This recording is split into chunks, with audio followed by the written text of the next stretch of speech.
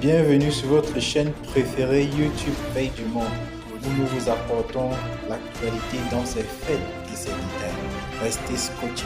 Merci. Pour parvenir à un accord avec la CEDEAO et aller rapidement vers la levée des sanctions contre le Mali, les dirigeants de l'organisation ouest-africaine exigent la mise en place d'un gouvernement plus ouvert, avec à sa tête un Premier ministre neutre. La question suscite la polémique dans le pays, dans le contexte ambiant d'un nationalisme qui fait des vagues, tant le peuple malien tient à défendre à tout prix sa souveraineté. Et solliciter le débarquement du Premier ministre Choguel Kokalla Maïga apparaît comme une surenchère politico-néocolonialiste aux yeux de nombreux Maliens. En effet, ils sont nombreux à voir en cette demande une ingérence et un diktat qui heurtent la fierté d'un peuple malien traditionnellement insoumis, vaillant héritier de grands empires et de leaders résistants comme Soundiata Keïta et autres. C'est en ce sens que de nombreux Maliens voient en cette exigence des dirigeants de la CEDEAO, l'expression d'une volonté d'assujettissement à la France néocoloniale. Car, il n'est un secret pour personne que c'est le chef du gouvernement actuel qui est le dirigeant politique malien qui a le plus porte la critique à la politique française au Mali. Le Mali a été abandonné par la France en plein vol.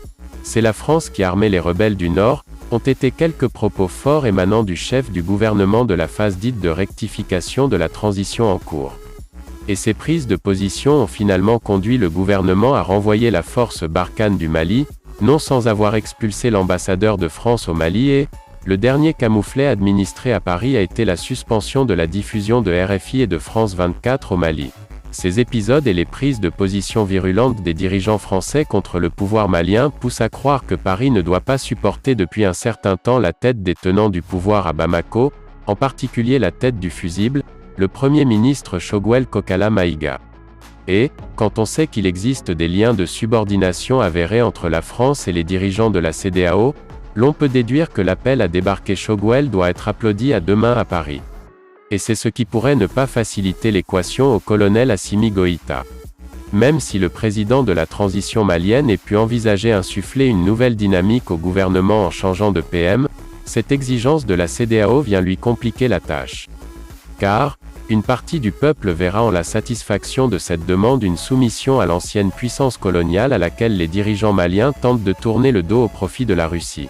Même si certaines forces politiques réclament depuis un moment le changement du Premier ministre Choguel Maïga par un chef du gouvernement moins clivant et plus rassembleur, la CEDEAO ne devrait pas joindre sa voix à cette sollicitation. En le faisant débarquer, Choguel lui-même se proclamera bouc émissaire ou agneau sacrificiel de la France au Mali. Ce qui pourra mettre le colonel Assimi et ses frères d'armes dans un inconfort particulier. Toutefois, il est établi qu'aucun sacrifice n'est de trop, lorsqu'il faut sauver le bateau Mali dans une tempête menaçant son existence. Le locataire de Koulouba peut, après consultation des forces vives du pays, décider de refroidir un tant soit peu le front d'hostilité contre son pouvoir. Dans ce cas, il pourra débarquer le soldat Choguel et le nommer comme par exemple un conseiller spécial de rang exceptionnel. Ce sera pour raison d'État et comme prix à payer pour arriver à lever les sanctions injustes qui menacent la cohésion nationale.